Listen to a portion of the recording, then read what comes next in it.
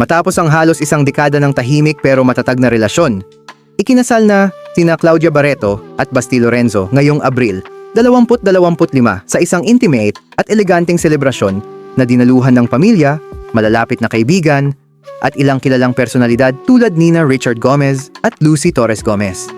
Si Claudia, 25 taong gulang, at anak nina Marjorie Barreto at Dennis Padilla ay kilala sa pagiging pribado pagdating sa kanyang love life.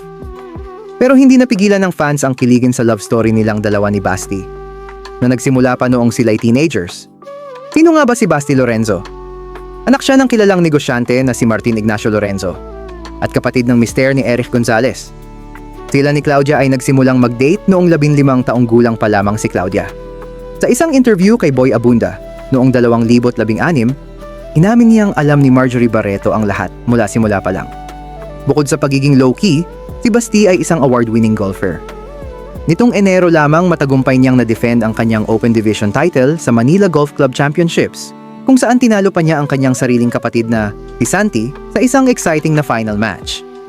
Ngayon, mula sa pagiging teenage sweethearts, naging tunay ng mag-asawa sina Claudia at Basti. Isang love story na hindi maingay pero punong-puno ng pagmamahal, respeto at katapatan. Isang paalala na hindi kailangang ipangalandakan ang relasyon sa publiko para tumagal. Minsan, ang mga tahimik na kwento ang may pinakamalalalim na ugat. Congratulations, Mr. and Mrs. Lorenzo!